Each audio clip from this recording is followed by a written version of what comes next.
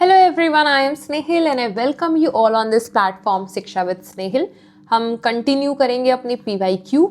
आज हम करने वाले दिसंबर 2023 के PYQ एंड बहुत ही सिस्टमैटिक वे में कर रहे हैं। टोटल 10 यूनिट हैं। हमने पहली यूनिट जो पिक की है that is your educational studies, शैक्षणिक अध्ययन। एंड इस यूनिट से आज तक जितने भी क्वेश्चन आए हैं दिसंबर 2024 से लेकर जुलाई 2018 तक हम सारे कवर करेंगे। 2 हमने पेपर लगा लिए हैं। आज हम करेंगे दिसंबर 2023 का, जिसमें आपके हैं 17 क्वेश्चंस, 12 आपके नॉर्मल क्वेश्चंस हैं, 5 आपके पैसेज से क्वेश्चन है। इस वीडियो में हर क्वेश्चन के बाद आपको डिटेल्ड थ्योरी भी मिलेगी एंड 2 कॉन्सेप्ट तो बहुत ही ज़्यादा डिटेल्ड में आज मैं आपको कराऊंगी। एक पोस्ट मॉडर्निज्म एंड दूसरा आपका है रूसो। ठीक है, जैसे कि पोस्ट मॉडर्निज्म आपने देखा होगा बहुत सारे क्वेश्चन के ऑप्शन में ज़रूर लिखा होता है, सो इसलिए एंड हो सकता है थोड़ी आज आपको मेरी एनर्जी कम नज़र आए क्योंकि बहुत लेट नाइट में देखिए रिकॉर्ड कर रही हूँ और थोड़ा गला भी ख़राब है मेरा। तो चलिए स्टार्ट करते हैं, माफ़ करिएगा उसके लिए। ठीक है, पहला क्वेश्चन देखते हैं। पहला क्वेश्चन कह रहा है विच of the following can be associated with Gandhi. इनमें से कौन सा गांधी से जुड़ा हुआ है। पहला ऑप्शन देखते हैं, साबरमती आश्रम, नई तालीम, गीतांजलि एंड शांति निकेतन, शिल्प आधारित शिक्षा यानी कि क्राफ्ट बेस्ड एजुकेशन। पॉज करिए और खुद आंसर देने की कोशिश करिए। आई होप आपको आंसर अब पता ही चल गया होगा, बहुत ही इजी क्वेश्चन है। साबरमती आश्रम आपको पता है गांधी जी का ही है, अहमदाबाद में है। ठीक है, नई तालीम आपको पता है किसने प्रपोज की थी, गांधी जी ने ही प्रपोज की थी। इसी में उन्होंने क्राफ्ट बेस्ड एजुकेशन की बात की थी, प्लस मदर टंग में सब पढ़ाई हो इसकी बात की थी, राइट। गीतांजलि क्या है, गीतांजलि आपका रविंद्रनाथ टैगोर जी की एक वर्क है, एक बुक है। ठीक है, शांति निकेतन क्या, अगेन रविंद्रनाथ टैगोर जी का स्कूल है, तो ये गांधी से रिलेटेड नहीं है, तो ये भी आपका गलत हो गया। क्राफ्ट बेस्ड एजुकेशन अभी जैसे मैंने बताया, नई तालीम जो है जिसको हम कहते हैं बेसिक एजुकेशन, उसी का एक बहुत इंपॉर्टेंट पॉइंटर है। ठीक है, कि हमें एक ऐसी एजुकेशन देनी, क्राफ्ट बेस्ड एजुकेशन देनी, क्यों देनी है वो अभी हम चलिए थोड़ा सा डिटेल में देखते हैं। सो आपको आंसर मिल ही गया होगा आई गेस। ए भी सही है, बी भी सही है एंड ई भी सही है। So the correct answer is first A B E. चलिए अब सबको थोड़ा डिटेल में देखते हैं, क्योंकि एज ए ऑलवेज से क्वेश्चन रिपीट नहीं होता, टॉपिक रिपीट होता है। साबरमती आश्रम कहाँ पे है, अहमदाबाद गुजरात। 1917 में एस्टैब्लिश किया था किसने, महात्मा गांधी जी ने। जब दांडी मार्च हुआ था उस टाइम ये जो साबरमती आश्रम है एक तरह का निवास के रूप में बहुत इंपॉर्टेंट रोल प्ले किया था, एक मुख्यालय की तरह इसने काम किया था। Nai Talim very very very important. Pen change करते हैं। नई तालीम, नई तालीम को आप कई नामों से देख सकते हो। बेसिक एजुकेशन है, न्यू एजुकेशन गांधी जी ने दी है। इसके अलावा इसका बहुत ज़्यादा इंपॉर्टेंट पार्ट है productive work and practical activities, यानी ये कुछ और नहीं है, क्राफ्ट बेस्ड एजुकेशन की ही यहाँ बात हो रही है कि कैसी एजुकेशन देनी है, हमें क्राफ्ट बेस्ड एजुकेशन देनी है। जैसे बच्चे स्पिनिंग करेंगे, वीविंग करेंगे, बुनेंगे या फार्मिंग करेंगे, इसी के थ्रू वो बहुत सारी चीज़ें सीखेंगे। ठीक है, so very important point, craft based education. कहीं भी सुनो नई तालीम गांधी जी से जोड़ दो। दूसरा very important point is mother tongue. Gandhi ji ने बोला था कि बच्चों को एजुकेशन कैसे देनी है, उनकी मदर टंग, उनकी मातृभाषा में ही देनी है हमें। ठीक है, और पढ़ाना क्या है, लोकल एनवायरनमेंट, ऐसी चीज़ें जो बच्चे के लोकल एनवायरनमेंट में जिससे वो प्रभावित होता है वो चीज़ें पढ़ो। ऐसी चीज़ें नहीं जो जिससे उसका कुछ लेना देना नहीं, पता नहीं आप वेस्टर्न लिटरेचर पढ़ा रहे हो उसे, बच्चे का क्या क्या काम, बच्चे को क्या लेना देना उससे। ठीक है, एंड लैंग्वेज से रिलेटेड उन्होंने एक बहुत इंपॉर्टेंट बात ये बोली थी कि मदर टंग में क्यों पढ़ाना है, इसलिए पढ़ाना है क्योंकि कोई भी चीज़ को कॉम्प्रिहेंड करना, समझना ईजी हो जाता है, बेटर हो जाता है, फास्ट हो जाता है जब इंसान उसको अपनी मदर टंग में पढ़ता है। फॉर एग्जाम्पल, अगर आप में से कोई बंगाली है और मैं उसको यही लेक्चर पूरा बंगाली लैंग्वेज में समझाऊँ तो वो ज़्यादा बेटर समझेगा एज़ कम्पेयर टू ये हिंदी और इंग्लिश का कॉम्बिनेशन या फिर प्योरली इंग्लिश, राइट। तो यही चीज़। इसके अलावा गांधी जी ने एक और बात बोली थी कि अगर उस टाइम, पुराने टाइम की बात है, उस टाइम अगर जो पढ़ाई या करिकुलम चल रहा था प्राइमरी, सेकेंडरी और हाई स्कूल में, अगर उसको ना मदर टंग में करा दिया जाए तो बेचारे बच्चे जो 11 साल में सीख रहे हैं उसको वो सीख लेंगे 7 साल में ही। ठीक है, सो आई होप ये इतने पॉइंट्स आपको क्लियर हो गए होंगे। ये जो मेन टर्म्स है ना, बस इतना याद रख लो, उतना भी आपके लिए काफ़ी है। Craft based education, mother tongue and local environment वाली नॉलेज, इतना। ठीक है, इसके अलावा मदर टंग वो होती है जो आपके घर पे बोली जाती है, बच्चा जब पैदा हुआ जो घर पे बोल रहा है। वेरएज रीजनल लैंग्वेज क्या होती है, जो किसी क्षेत्र में बोली जाती है। जैसे मान लीजिए बिहार है, बिहार की रीजनल लैंग्वेज आप बोल सकते हो, वहाँ की क्या हो गई, भोजपुरी। लेकिन मान लीजिए एक केरला की एक फैमिली है जिसके मतलब ट्रांसफ़र हो गया और वो बिहार में रह रहे हैं काफ़ी टाइम से, बच्चा वहीं भी बच्चे ने जन्म ले लिया, तो बच्चा घर पे बोल रहा है मलयालम, बच्चा घर में बोल रहा है मलयालम, लेकिन उसके रीजनल लैंग्वेज क्या हो गई, भोजपुरी, लेकिन उसकी मदर टंग क्या हो गई, मलयालम। तो ये दोनों अलग अलग है, थोड़ा थोड़ा डिफरेंस है।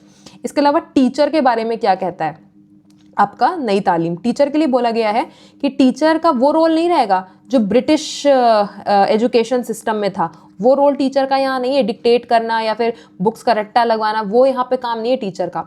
और एक और बहुत इंपॉर्टेंट बात जिससे क्वेश्चन भी आया है वो हुई है सैलरी के बारे में। बोला गया है नई तालीम में टीचर को हम बहुत ज़्यादा हाई सैलरीज नहीं देंगे, लेकिन बस टीचर को उतना देंगे जिससे एक टीचर की क्या चल जाए, जीविका चल जाए, ठीक है, जिससे वो अपनी ज़िंदगी अच्छे से व्यतीत कर ले, इतना। तो आई होप नई तालीम के मेन पॉइंट्स आपको याद हो गए होंगे। Then particularly craft based education के बारे में बात की गई है, क्यों की गई है ये देख लीजिए। क्राफ्ट बेस्ड एजुकेशन क्यों लाए थे, इसका एक बहुत इंपॉर्टेंट रीज़न था रैडिकल रीस्ट्रक्चरिंग। जो सोसाइटी थी उस टाइम अगर आपको याद हो, वो वर्णास में डिवाइडेड थी कि ये ब्राह्मण हैं, ये क्षत्रिय हैं, और सबका अलग अलग काम भी था, लोग अपनी कास्ट के बेसिस पे उनके काम डिवाइडेड थे। लेकिन जब क्राफ्ट बेस्ड एजुकेशन आई तो डिग्निटी ऑफ लेबर आई, यानी कि हर काम मतलब बराबर है, कोई काम छोटा नहीं है, डिग्निटी ऑफ लेबर, ठीक है। तो अब कोई ब्राह्मण है तो वो क्षत्रिय का भी काम कर रहा है, कोई क्षत्रिय है तो वो समझ लीजिए शूद्र या वैश्य का भी काम कर रहा है, तो सब एक दूसरे का काम कर रहे हैं। तो इससे क्या हुआ, सोसाइटी में एक तरह की यूनिटी डेवलप हुई, पूरी यूनिटी, सोसाइटी का पूरा स्ट्रक्चर ही चेंज हो गया। रीस्ट्रक्चर मतलब पहले जो स्ट्रक्चर था उसका दोबारा स्ट्रक्चरिंग हुई, क्यों हुई, क्राफ्ट बेस्ड एजुकेशन आने की वजह से, ठीक। दूसरा रीज़न क्या था क्राफ्ट बेस्ड एजुकेशन लाने का, सेल्फ सफिशिएंसी ऑफ स्कूल। अगर आपको मतलब आप कॉमन सेंस की बात है, मान लो मेरा एक स्कूल है, मुझे पैसे ब्रिटिश गवर्नमेंट दे रही है, तो ब्रिटिश गवर्नमेंट जो कहेगी मुझे मानना पड़ेगा ना अपने स्कूल, वो कहेगी इंग्लिश में पढ़ाओ, पढ़ाना पड़ेगा, वो कहेगी वेस्टर्न लिटरेचर पढ़ाओ, मतलब जहाँ से वो आए हैं वहाँ का लिटरेचर, वहाँ का कॉन्टेंट या नॉलेज दो, मुझे पढ़ाना पड़ेगा, है ना। लेकिन गांधी जी ये नहीं चाहते थे, गांधी जी ये चाहते थे कि ये अगर स्कूल है तो यहाँ पर मदर टंग में पढ़ाई हो और जो इंडियन नॉलेज है वही इम्पार्ट की जाए, मतलब बच्चे का जो संदर्भ है, कॉन्टेक्स्ट है, परिवेश है, वही नॉलेज बच्चे को दी जाए। तो उसके लिए वो नहीं चाहते थे कि वो किससे पैसे लें, ब्रिटिशर से, वो नहीं चाहते थे। तो पैसे आएंगे कहाँ से, क्राफ्ट बेस्ड एजुकेशन से। जो क्राफ्ट बच्चा बना रहा है उससे हमें मनी मिलेगा, उस मनी से ही हम क्या चलाएंगे अपना स्कूल। हमें ब्रिटिशर से पैसे नहीं चाहिए, पैसे लिए उनसे तो उनकी बात माननी पड़ेगी, वो जैसी एजुकेशन कह रहे हैं हमें वैसी एजुकेशन क्या देनी पड़ेगी। I hope craft based education के पीछे की फिलॉसफी समझ आई, एक पूरा रीस्ट्रक्चरिंग हो गई सोसाइटी की और हम सेल्फ सफिशिएंट बन गए, हमें नहीं चाहिए ब्रिटिशर्स के पैसे। गीतांजलि ये बता ही दिया, रविंद्रनाथ टैगोर जी ऑथर थे इसके। 1910 में इसका बंगाली वर्जन आया था एंड 1912 में इसका इंग्लिश ट्रांसलेशन। शांति निकेतन भी आपको पता है रविंद्रनाथ टैगोर जी ने फाउंड किया था 1901 में वेस्ट बंगाल में, और फिर बाद में इसको इवॉल्व कर दिया गया विश्व भारती यूनिवर्सिटी में, ठीक है। जल्दी जल्दी इसलिए बोल रही हूँ क्योंकि मैं नहीं चाहती वीडियो बहुत बड़ा हो जाए, आप कुछ बोर हो। एंड जो बच्चे ये सब चीज़ें जानते हैं ना तो क्लास में उसको रिवाइज कर लिया करो जल्दी से। जो नए हैं मैं उनके लिए इतना डिटेल में बताती हूँ। चलिए सेकंड क्वेश्चन रीड करते हैं। गिवन बिलो आर 2 स्टेटमेंट्स, ठीक है, 2 यहाँ पे कथन दिए गए हैं। पहला स्टेटमेंट कह रहा है Nai Talim was suggested by Zakir Hussain committee at Wardha. दूसरा स्टेटमेंट है Nai Talim suggested that all education must be in English. देखो ये तो सीधे सीधे ही पता चल गया, इंग्लिश बिल्कुल गलत है। नई तालीम ने तो बोला था मदर टंग में एजुकेशन दो, तो स्टेटमेंट 2 तो बिल्कुल गलत है। फर्स्ट वाला देखिए, नई तालीम मतलब किसने सजेस्ट की थी, जाकिर हुसैन जो कमिटी थी वर्धा में सजेस्ट की थी, बिल्कुल सही। इसको जो एक लॉन्च किया गया था कि नई तालीम ही अब से चलेगी, वो लॉन्च किया था जाकिर हुसैन कमिटी ने वर्धा में, ठीक है। लेकिन इसमें जो आइडियोलॉजी थी, मतलब क्या होगा नई तालीम में क्या नहीं होगा, वो आइडियाज़ किसके थे, वो गांधी जी के थे। लेकिन उसको प्रपोज किसने किया था, जाकिर हुसैन कमिटी ने, बिल्कुल सही। तो स्टेटमेंट 1 करेक्ट है, स्टेटमेंट 2 गलत है। तो स्टेटमेंट 1 ये सही है, स्टेटमेंट 2 गलत है, तो third option is the correct answer. देखिए अगर आप ऑलरेडी एक अटेम्प्ट दे चुके हो ना यूजीसी नेट का, तब तो आपके ये दोनों क्वेश्चन सही होने चाहिए थे, इतना तो आपका लेवल अब आ जाना चाहिए। पहली बार तैयारी कर रहे हैं तब मैं मान सकती हूँ कि ये दोनों क्वेश्चन गलत हुए। अब देखिए जाकिर हुसैन कमेटी है, इसके कई नाम है, इसी को वर्धा स्कीम भी कहते हैं। एग्जाम में यही बेसिक एजुकेशन स्कीम लिख कर भी आ जाता है और नई तालीम लिख कर भी आ सकता है। ठीक है, कब आई थी? 1937 में आई थी। इसके मेन पॉइंटर्स देखिए, इसने बोला था कि फ्री एंड कंपलसरी एजुकेशन देंगे, कितने साल तक? 7 ईयर्स तक। कहाँ पे देंगे? पूरे नेशन वाइड, पूरे इंडिया में देंगे 7 साल की कंपलसरी। किस लैंग्वेज में देंगे? Mother tongue. बच्चा बिहार का है तो उसको वहाँ की भोजपुरी लैंग्वेज में, केरला का है तो मलयालम में दे दो, गुजरात का है तो गुजराती में दे दो, अपनी मदर टंग में, जहाँ का भी वो है। ठीक, इसके अलावा क्राफ्ट बेस्ड एजुकेशन होना चाहिए, ये उसका अनदर पॉइंट था। ठीक, कि 3 पॉइंट याद रखिए आप। आगे चलते हैं। सो आई होप ये समझ आ गया होगा, कुछ नया नया भी सीख कर जा ही रहे होगे। जो आता है उसी पे ही क्वेश्चन लगाने से कुछ नहीं होता, हर एक क्वेश्चन में कुछ नया सीख कर जाओ, क्वेश्चन कभी रिपीट नहीं होगा। मैं फिर से कह रही हूँ, टॉपिक रिपीट होता है। चलिए मैचिंग करते हैं क्वेश्चन थर्ड में। यहाँ पे आपको बुक्स दी गई हैं और यहाँ पे उनके ऑथर्स दिए गए हैं। देखिए पहले अगर आप देखो बड़े नए नए नाम है, लेकिन फिर भी देवा स्वप्न तो सबको ही पता होता है। देवा स्वप्न किसने दिया है? गिजुभाई बड़ेकर, ये पता होना चाहिए आपको। अब मान लीजिए इसमें से बाकी 3 आपको नहीं आते, लेकिन आज ये क्वेश्चन करने के बाद आपको याद हो जाए, आप अपनी खुद की लिस्ट बना लो कि कौन से ऑथर के, कौन से एजुकेशनल थिंकर की कौन सी फेमस बुक है। देखिए फेमस बुक किसकी आती है? आपकी जो यूनिट 1 है, ठीक है, यूनिट 1 के अगर आप अंदर आप ध्यान दो, 4 सब यूनिट हैं। ठीक है, एक में आपको दिए गए हैं इंडियन एजुकेशनलिस्ट हैं, प्लस उसी में ही आपको वेस्टर्न एजुकेशनलिस्ट दिए गए हैं। तो ये जो है ना, इनकी बुक्स याद कर लीजिए कौन कौन है। इसके अलावा सोशियोलॉजी की एक पूरी सब यूनिट है, सोशियोलॉजी। इसमें जो सोशियोलॉजी से जुड़े जितने भी लोग हैं फेमस अगर आप देख लो, ठीक है, कॉम्टे हो गए, डर्कीम हो गए, या फिर और कौन, मार्क्स हो गए, इनकी फेमस बुक्स की आप लिस्ट बना लो। तो ये मेहनत आप करोगे ना, तभी आप बाकियों से कंपटीशन में आगे रहोगे। या फिर मैं कोशिश करूँगी कि मैं ही आपको ये लिस्ट प्रोवाइड कर दूँ, आपको ये टाइम वेस्टिंग काम ना करना पड़े। लेकिन ये क्वेश्चन अभी करके जा रहे हो तो आपको याद हो जाना चाहिए ये पूरा। ठीक है, चलिए रीड करते हैं। पहला आपने मैच कर लिया गिज्जू भाई को देवा स्वप्न से, तो डी का फर्स्ट तो 3 में दिया गया है, तो पहला ऑप्शन काट देते हैं, ये तो गलत हो गया। इसके अलावा अनिल सतगोपाल, इन्होंने पीपीपी पे बहुत काम किया है, पब्लिक प्राइवेट पार्टनरशिप। अगर आप देख रहे हो अभी सब कुछ प्राइवेटाइज हुआ जा रहा है, तो इस पे इन्होंने बहुत कमेंट किया है। जो अंबानी बिरला रिपोर्ट है 1990s की, कि तभी से सब कुछ प्लान कर दिया गया था ये प्राइवेटाइजेशन एंड ऑल, इस पे इन्होंने बहुत लिखा है। और इनकी बुक का क्या नाम है? शिक्षा में बदलाव के सवाल। सो बी का फोर्थ किस में है? इसमें भी है, इसमें भी है, तो थर्ड वाला भी गलत हो गया, इसको उड़ा दो। फिर कृष्ण कुमार बहुत फेमस है, इन्होंने बहुत सारी political agenda of education, what is worth teaching बहुत लिखी है। लेकिन यहाँ पे देखो इनका हिंदी बुक आ गई है, इनकी हिंदी की बुक क्या है? इन्होंने हिंदी में भी बहुत सारी बुक्स लिखी हैं, शिक्षक, ज्ञान और वर्चस्व। सो थर्ड का ए कहाँ पे है? ए का थर्ड, ये रहा ए का थर्ड आपका ना, ये गलत हो गया। सो राइट आंसर इज फोर्थ। बची क्या है? साधना सक्सेना, उन्होंने दिया है शिक्षा जन आंदोलन। तो इतनी आपको याद हो जानी चाहिए। ठीक है, याद कर लीजिए। आज मतलब क्लास कर रहे हो तो कुछ सीख कर जाओ। ये सब याद करने वाली चीज़ें एग्जाम से एक दिन पहले करने वाली नहीं होती हैं। कुछ नहीं याद रहता, 10 यूनिट का याद करना है, तो अभी से थोड़ा थोड़ा ये सब याद कर लो, तो बहुत बहुत बहुत आपको हेल्प करेगा। चलिए आगे देखते हैं। We are caught in narratives and meta-narratives, and they sit on our judgment. We must be incredulous towards the meta-narratives. This sentence can be associated with. ठीक है, यहाँ पे क्या बोला जा रहा है? ये जो मेटा नैरेटिव्स हैं उनके प्रति हमें अविश्वास होना चाहिए, मतलब हमें ट्रस्ट नहीं करना चाहिए, मतलब वो करेक्ट नहीं है। ये जो मेटा नैरेटिव्स हैं वो सही नहीं है, ठीक है, उन पे हमें डाउट है। तो ये कौन कहता है? कौन सी विचारधारा है जिसको डाउट है मेटा नैरेटिव्स? बताइए। बहुत इजी मतलब जिसको वो विचारधारा पता है तो वो आराम से बता देगा, क्योंकि ये जो शब्द दिख रहा है मेटा नैरेटिव्स, ये शब्द बहुत फेमस है, ये शब्द उससे जुड़ा हुआ है, उस विचारधारा से।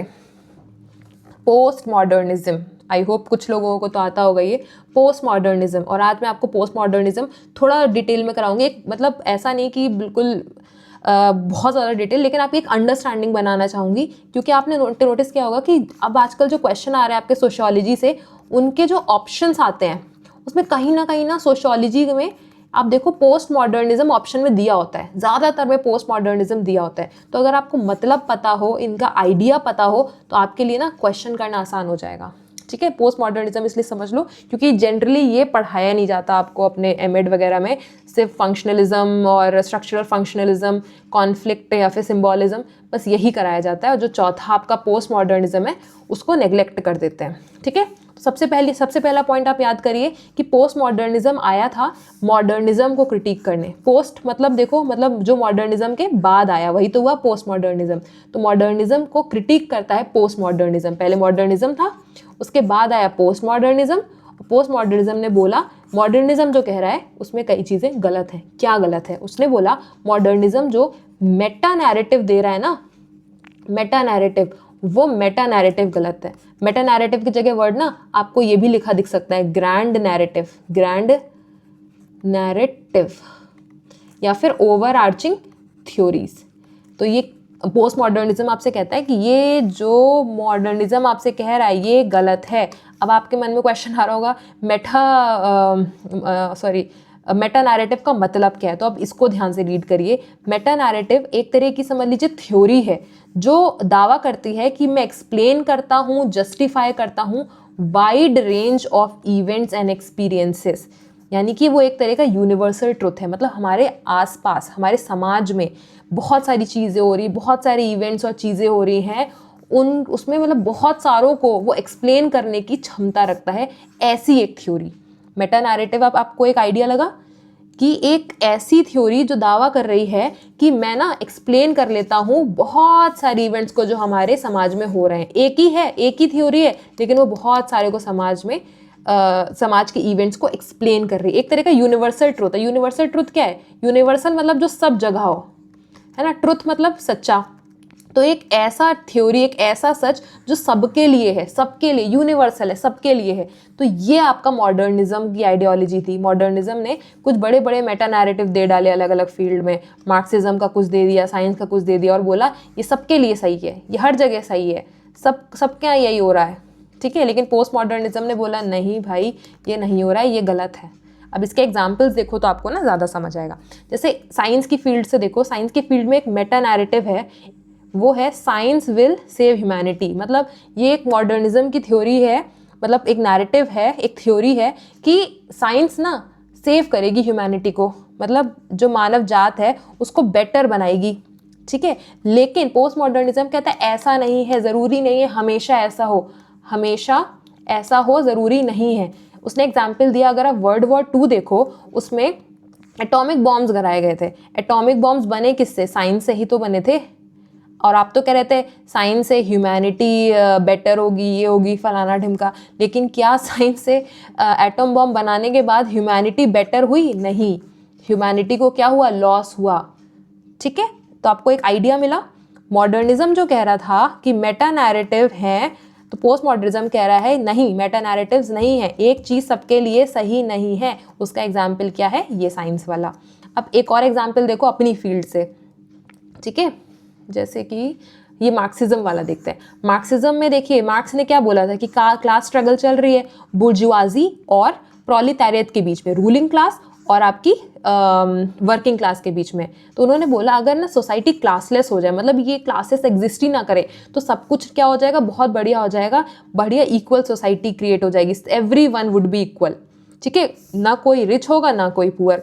तो सोवियत यूनियन ने ये किया, अगर आप देखो सोवियत यूनियन ने किया, उसने कोशिश की कि चलो हम इक्वल सोसाइटी बनाते हैं, लेकिन हुआ क्या?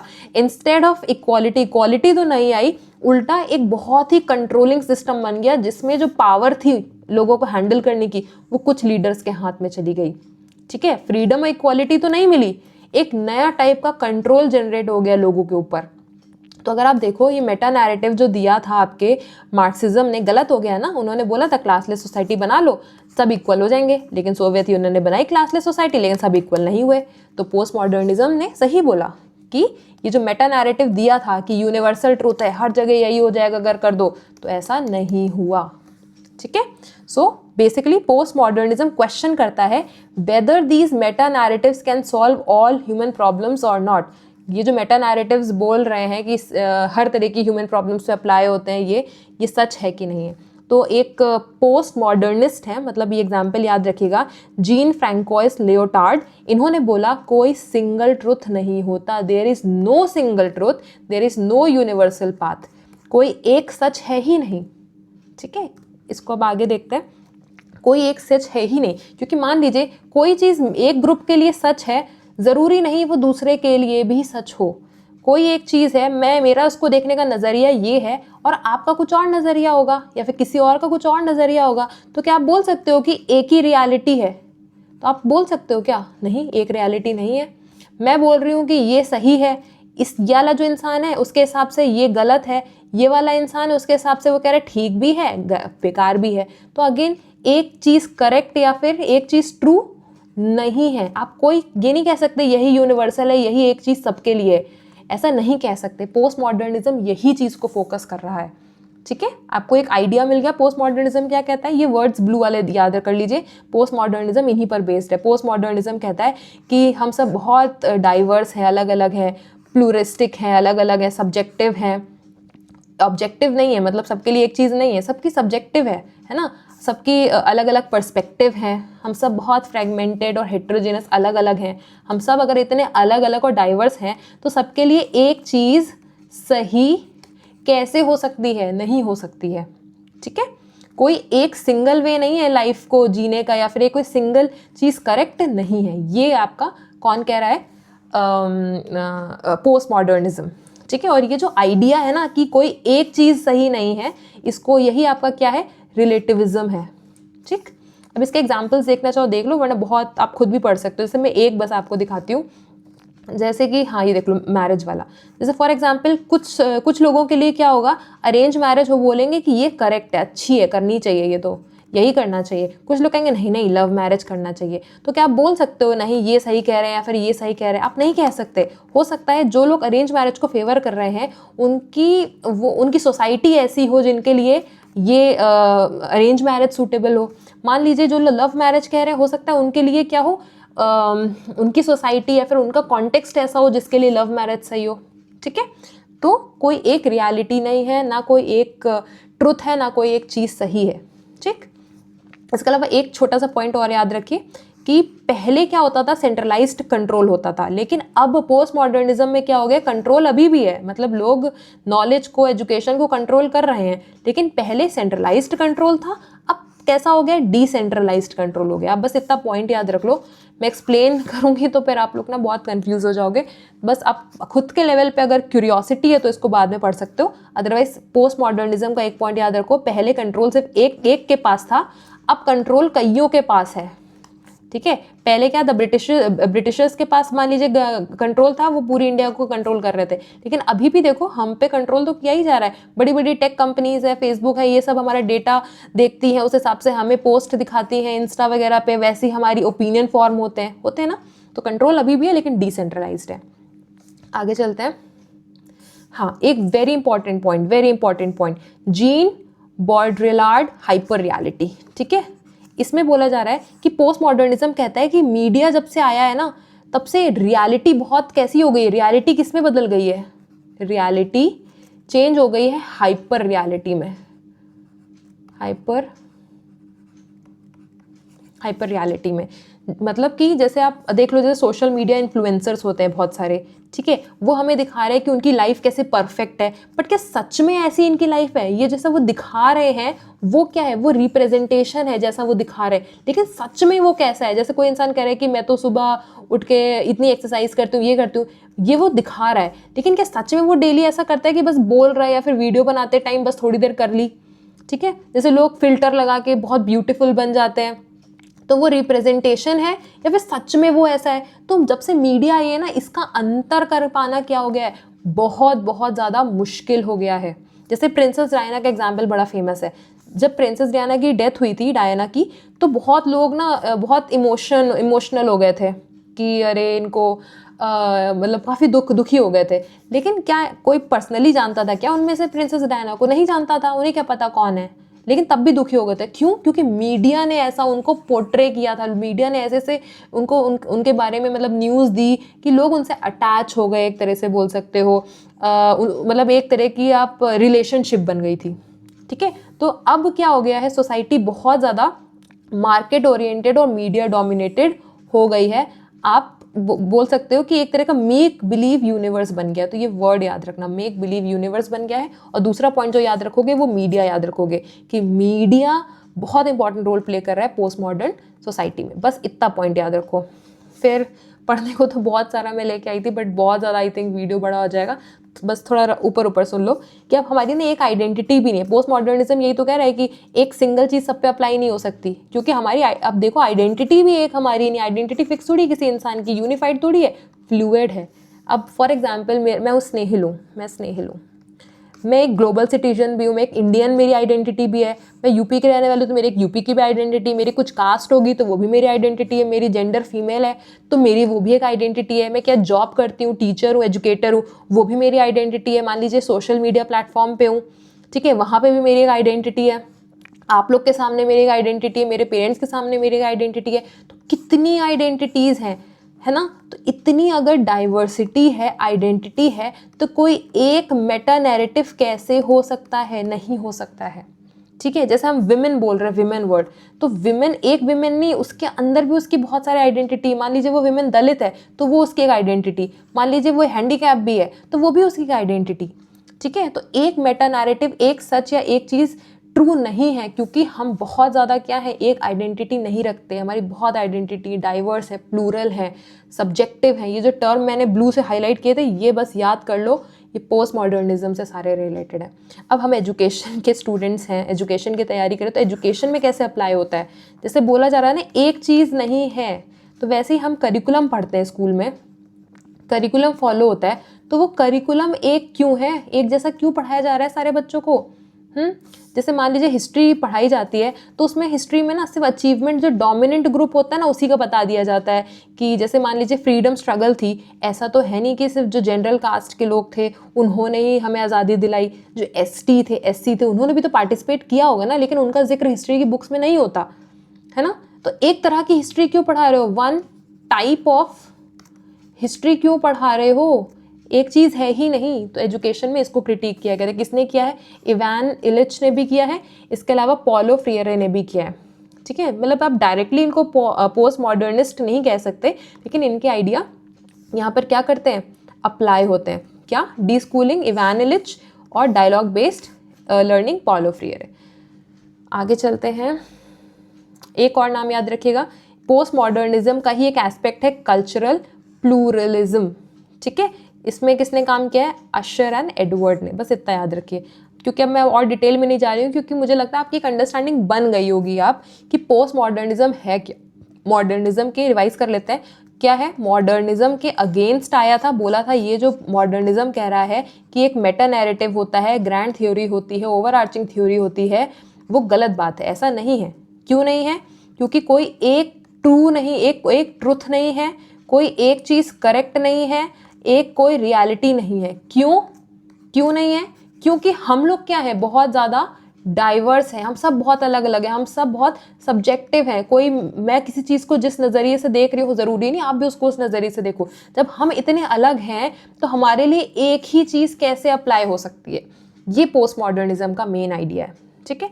इंपॉर्टेंट पोस्ट मॉडर्निस्ट के एग्जाम्पल देख लीजिए। मिशेल फ्यूको, देखिए फ्यूकॉल्ट नहीं है, मैं भी कभी कभी फ्यूकॉल्ट बोल देती हूँ, फ्यूको पढ़ते हैं, मिशेल फ्यूको, ठीक है। ये एक बहुत इंपॉर्टेंट है। इसके अलावा आपने जीन बॉड्रिलार्ड देखा, इन्होंने वही मीडिया वाला बताया था कि अब एक हाइपर रियलिटी बन गई है, ठीक है। बॉड्रिलार्ड याद रखिएगा, बस ये दो याद रखिए, बाकी आप छोड़ सकते हैं। फिर यहाँ पे वही समराइज़ कर दिया और कुछ नहीं। चलिए आगे चलते हैं। बस एक अंडरस्टैंडिंग मैं आपकी बनाना चाहती थी, क्योंकि बहुत सारे ऑप्शन में ना पोस्ट मॉडर्निज्म लिख कर आता है। बस एक आइडिया बना लो, वो मेन में ना पॉइंटर लिख लो। मैं बोलती हूँ ना, ये PDF मत इकट्ठा करना, मैं तो टेलीग्राम पे शेयर कर दूंगी, मुझे क्या है, शिक्षा विद स्नेहिल पे।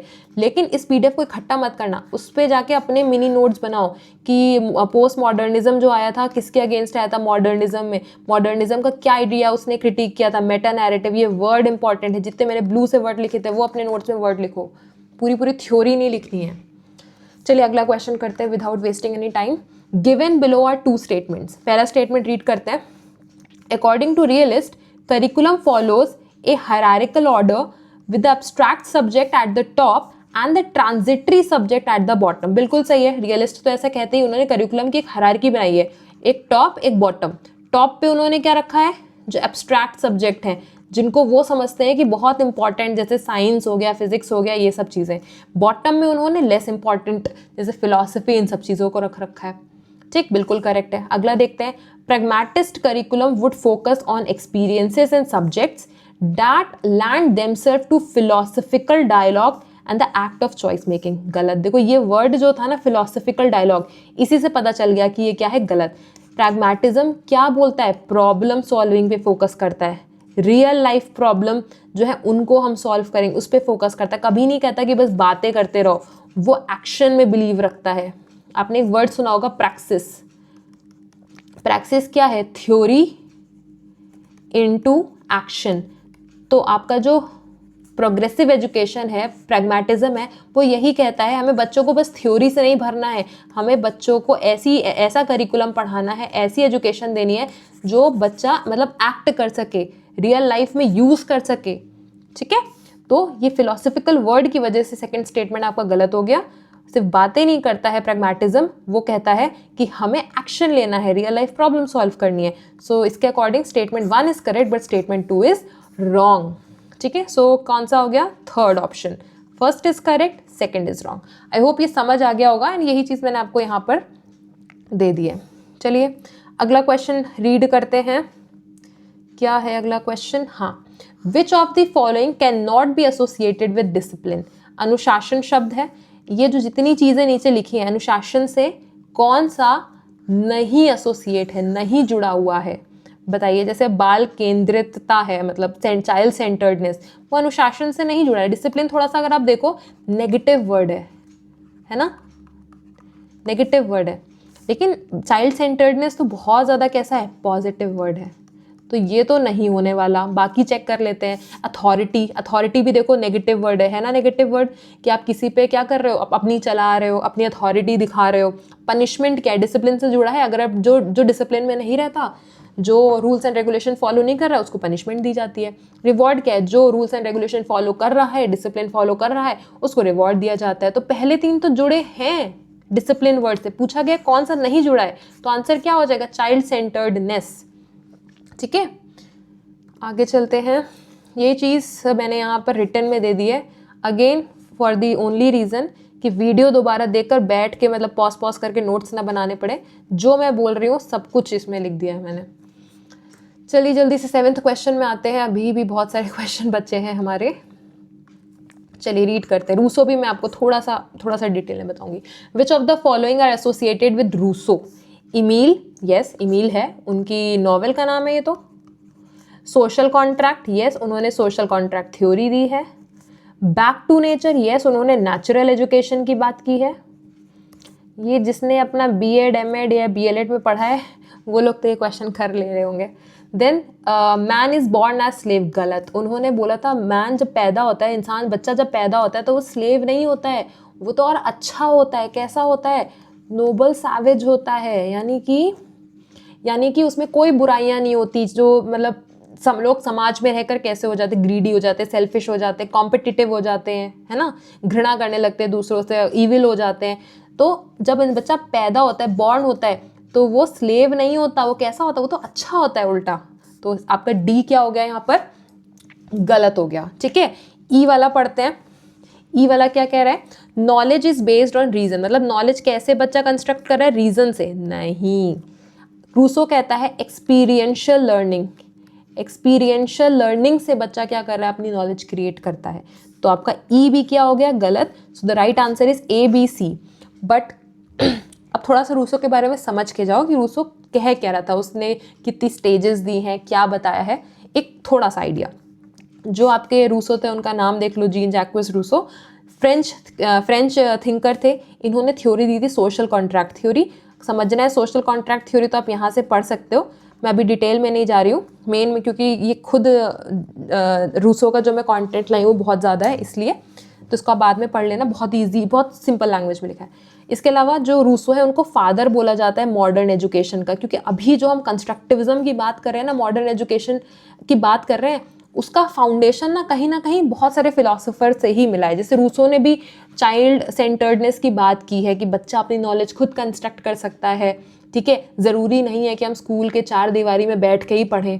तो ये सब आइडियाज़ कहाँ से, रूसो से निकले हैं। तो इसीलिए उनको फादर माना जाता है मॉडर्न एजुकेशन का।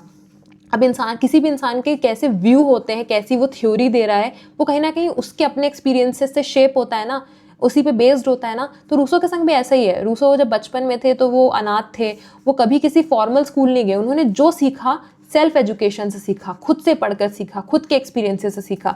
तो उन्हें लगा कि ये अच्छा तरीका है और उन्होंने भी बोला कि ऐसी ही एजुकेशन होनी चाहिए। अब क्या क्या पॉइंटर्स बोले, पहली चीज़ तो उन्होंने ना क्रिटिक किया कि उस टाइम जो एजुकेशन चल रही थी लिबरल एजुकेशन, वो उन्होंने बोला सही नहीं है। अब आपके मन में डाउट आ सकता है कि लिबरल तो काफ़ी अच्छा वर्ड है, लिबरल का मतलब ही होता है लिबर मतलब फ्री होना, लेकिन उनको लिबरल एजुकेशन के गोल से दिक्कत नहीं थी। मतलब लिबरल एजुकेशन का गोल तो यही था कि वेल राउंडेड इंडिविजुअल बने, अच्छा इंसान बने, लेकिन जिस तरीके से वो ये गोल अचीव कर रहे थे, वो जो तरीका था, वे था जिस तरीके से, ठीक है, वो तरीका उन्हें पसंद नहीं आया। ठीक है, वो जो इम्प्लीमेंट कर रहे थे जिस तरीके से लिबरल एजुकेशन, वो लिबरल एजुकेशन को इम्प्लीमेंट करने के तरीके से तकलीफ रखते थे। उनका क्या कहना था, उनका कहना था कि बच्चे को आप कहाँ बता रहे हो, 4 दीवार में बिठा के पढ़ा रहे हो, तो उसको आपने डिस्कनेक्ट कर दिया नेचर से। अब बच्चे को वहाँ पे, जब बच्चा वहाँ पढ़ रहा है, तो बच्चे को अंदर ऐसा इंस्टिल कर दिया जाता है, ऐसा विश्वास दिला दिया जाता है, ऐसा बना दिया जाता है कि तुम्हें सारी नॉलेज जो है, तुम्हें जो सारी नॉलेज है वो कहाँ से मिलेगी, बुक्स देंगी और आपकी टीचर देगी। तुम खुद नॉलेज कंस्ट्रक्ट नहीं कर सकते, खुद से अपने एक्सपीरियंस से नहीं कर सकते नॉलेज। तुम इंडिपेंडेंट नॉलेज कंस्ट्रक्टर नहीं हो, खुद से नहीं बन सकते। बच्चे के अंदर बच्चा ऐसा हो जाता है, उसे लगता है कि उसे कुछ सीखना है, स्कूल तो जाना ही पड़ेगा, उसे कुछ सीखना है, टीचर तो होना चाहिए, बिना टीचर के तो मैं नहीं पढ़ पाऊंगा, ऐसा हो जाता है बच्चा। तो वो डिस्कनेक्ट किससे हो जाता है, सेल्फ से भी, खुद से भी डिस्कनेक्ट, खुद के एक्सपीरियंसेस पे ट्रस्ट करना छोड़ देता है। एक इंडिपेंडेंट थॉट जो उसका खुद की सोच थी वो चली जाती है, जो दूसरे उसे बता रहे हैं बस उसी को ही वो मान रहा है। ठीक है, तो आपको एक पॉइंट समझ आया। लिबरल एजुकेशन क्या कर रहा था, आइसोलेट कर रहा था, इंसान को डिस्कनेक्ट कर रहा था, दूर कर रहा था एनवायरनमेंट से और खुद से भी, क्योंकि जो उस टाइम एजुकेशन सिस्टम था वो एक आर्टिफिशियल एजुकेशन सिस्टम चल रहा था। ये वर्ड याद रखना, आर्टिफिशियलिटी, ये इंपॉर्टेंट है। ठीक है, अब जो मैंने चीज़ें समझाई वही यहाँ पर लिखी हुई हैं। इसके अलावा एक ये पॉइंट था कि जो लिबरल एजुकेशन है, ये जो 4 दीवारी के अंदर एजुकेशन दी जा रही है, जिसमें टीचर ही अल्टीमेट सोर्स न माना जा रहा है, उसी के पास सारी नॉलेज है, बच्चे को तो कुछ नहीं आता, वो खुद से नहीं कर सकता, वो कैसा बच्चा बना दे रहा था। वो उस एजुकेशन से बच्चा जो बन रहा था वो ग्रीडी हो जा रहा था, लालची हो जा रहा था, कॉम्पिटिटिव हो जा रहा था, ठीक है, बुराइयों से भरा जा रहा था। वो सिर्फ पढ़ाई इसलिए कर रहा था कि उससे फिर मुझे पैसे मिलेंगे या स्टेटस मिलेगा, पढ़ाई इसलिए नहीं कर रहा था कि उसकी खुद की पर्सनल ग्रोथ होगी या सोशल बेनिफिट होगा, इसलिए नहीं कर रहा था। ठीक है, इसके अलावा फिर रूसो ने बोला कि बहुत ज़रूरी है कि एक बहुत बड़ा चेंज लाया जाए बच्चों के अंदर। पर्टिकुलर विल आ गई थी। पर्टिकुलर विल मतलब क्यों पढ़ रहे हैं, अपने इंटरेस्ट के लिए पढ़ रहे हैं, लेकिन रूसो चाहता था नहीं, बच्चे किस लिए पढ़ें, जनरल विल के लिए पढ़ें, यानी कि कम्युनिटी के वेलफेयर, मतलब सोसाइटी के अच्छाई के लिए पढ़ें। ये जो रेड कलर से मार्क है ना, ये बहुत इंपॉर्टेंट है, ये नाम तो कम से कम आने ही चाहिए, भले इसका मतलब तुम्हें नहीं आता, वैसे तो आना चाहिए अगर आप एक असिस्टेंट प्रोफेसर बनने जा रहे हो, लेकिन पेपर के लिए बता रही हूँ, ये रेड वाले जनरल विल हो गया, पर्टिकुलर विल, ये शब्द आपको आने चाहिए। ठीक है, तो रूसो ने बोला पर्टिकुलर विल नहीं चाहिए, हमें एक ऐसा जनरल विल बच्चों के अंदर क्रिएट करनी है कि वो कम्युनिटी के अच्छे के लिए सोचे, ना कि सिर्फ अपने अच्छे के लिए सोचे। और वो कैसे आएगी, मोरल एजुकेशन से। फिर रूसो की एक बहुत इंपॉर्टेंट नॉवेल है, उसका नाम है इमील। उस इमील बुक में एक लड़का है, उसका नाम ही इमील है, एक लड़की है, उसका नाम सोफी। ठीक है, उस बुक में उन्होंने ना कई कॉन्सेप्ट की बात की। जैसे पहला कॉन्सेप्ट है नेगेटिव एजुकेशन, दूसरा है प्रोटेक्ट नेचुरल गुडनेस, एक और है दिखाती हूँ मैं आपको, ये 3 नेचुरल एजुकेशन, ये 3 शब्द याद कर लीजिए, नेगेटिव एजुकेशन, ठीक है, प्रोटेक्ट नेचुरल गुडनेस, और तीसरा था नेचुरल एजुकेशन। अब नेगेटिव एजुकेशन क्या थी, नेगेटिव एजुकेशन ये थी कि बच्चा क्या है, ऑटोनॉमस डिस्कवरी कर सकता है, बच्चा एक इंडिपेंडेंट लर्नर है। लिबरल एजुकेशन क्या कर रही थी कि अगर कुछ सीखना है तो टीचर ही सिखा सकता है, स्कूल ही सिखा सकता है, या बुक्स ही सिखा सकती हैं, तुम खुद से नहीं सीख सकते। लेकिन नेगेटिव एजुकेशन जस्ट इसका उल्टा, वो कह रहा था नहीं, बच्चा एक ऑटोनॉमस, खुद से डिस्कवर कर सकता है चीज़ें, खुद से नॉलेज कंस्ट्रक्ट कर सकता है। वही जो अभी कंस्ट्रक्टिविज्म चल रहा है उसी की बात हो रही है। बच्चा इंडिपेंडेंटली नॉलेज चीज़ें सीख सकता है, डेवलप हो सकता है। ठीक, ये है नेगेटिव एजुकेशन। इसके अलावा प्रोटेक्ट नेचुरल गुडनेस, ये बहुत इंपॉर्टेंट है इसका, ये सुनिएगा। इसमें ये था कि वही बोला गया था ना पहले आपके क्वेश्चन में कि बोला गया कि the child born as a slave, ऐसा नहीं है। रूसो कहता था स्टेट ऑफ नेचर, मतलब जब बच्चा पैदा होता है तब बच्चा नोबल सैवेज होता है। इट मीन्स बच्चे के अंदर कोई बुराइयां नहीं होती, कोई नेगेटिव इन्फ्लुएंस नहीं होता, बहुत अच्छा होता है। लेकिन जैसे ही वो सिविल सोसाइटी में आता है, समाज में आता है, वो ना घिर जाता है बहुत नेगेटिव ट्रेड से, बुराइयों से, स्लेव बन जाता है, कॉम्पिटिटिव हो जाता है, सेल्फिश हो जाता है, ग्रीडी हो जाता है, लालची हो जाता है। ठीक है, तो रूसो ने बोला हमारी एजुकेशन का एक एम होना चाहिए कि बच्चा जब पैदा हुआ था इतनी अच्छाई के साथ, नोबल सैवेज होके, इस गुडनेस को, इस नेचुरल गुडनेस को हमें क्या करना है, प्रोटेक्ट करना है, इस नेचुरल गुडनेस को प्रोटेक्ट करना है। तो आई होप इतना याद हो गया होगा, समझ भी आ गया होगा, याद भी हो गया होगा। पहला क्या था, पर्टिकुलर विल नहीं, हमें जनरल विल चाहिए, नेगेटिव एजुकेशन चाहिए, प्रोटेक्ट करना है नेचुरल गुडनेस, बच्चा जिस नेचुरल गुडनेस के संग पैदा हुआ है उसको बचा के रखना है, समाज उसे खराब ना कर पाए। तीसरा नेचुरल एजुकेशन, वही चीज़ कि चार दीवारी के अंदर पढ़ रहे हो, आइसोलेट कर दिया है पूरा नेचर से, हमें रिटर्न करना है बच्चे को नेचर में। ठीक है, जो चाइल्ड का टैलेंट है वो सबसे अच्छा कहाँ पर निखर के आता है, नेचुरल एनवायरनमेंट में ही आता है। आई होप थोड़ा अच्छे से रूसो की अंडरस्टैंडिंग बन गई होगी। उन्होंने वैसे 4 स्टेजेस भी दी थी कि किस स्टेज में बच्चे को क्या पढ़ाना चाहिए, या आप खुद से भी देख सकते हो कि फर्स्ट स्टेज 0 से 5 ईयर्स है, फिजिकल और इमोशनल डेवलपमेंट पे ध्यान दो। सेकेंड स्टेज 5 साल से 12 साल का बच्चा, इसमें नेगेटिव एजुकेशन पे ध्यान दो। नेगेटिव एजुकेशन मतलब बच्चा खुद नॉलेज कंस्ट्रक्ट कर सकता है, मतलब अपने एक्सपीरियंसेस से, अपने सेंस ऑर्गन से देखेगा, पढ़ेगा, घूमेगा, खुद कर सकता है। ठीक है, देन स्टेज 3 क्या कहती है, 12 से 15 साल का बच्चा, यहाँ पे बच्चे का कॉग्निटिव डेवलपमेंट होगा, और वो कैसे सब्जेक्ट पढ़ेगा, साइंस, मैथ्स, हिस्ट्री।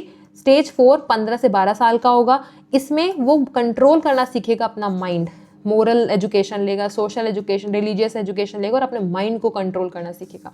ठीक, पेडागोजी कैसे, पेडागोजी बस एक वर्ड याद कर लो, experiential learning. Pedagogy experiential learning की थी, बच्चा क्या करेगा, लर्निंग बाय डूइंग से सीखेगा। बाकी जितनी चीज़ें यहाँ लिखी है ना इस पूरे में, सबका मतलब एक्सपीरियंशियल लर्निंग ही है, एक तरह से घुमा के। जैसे ह्यूरिस्टिक मेथड, ह्यूरिस्टिक मेथड क्या है, ह्यूरिस्टिक मेथड ये तो कहता है कि बच्चा क्या है, एक डिस्कवरर है, मतलब खुद नॉलेज को डिस्कवर कर सकता है।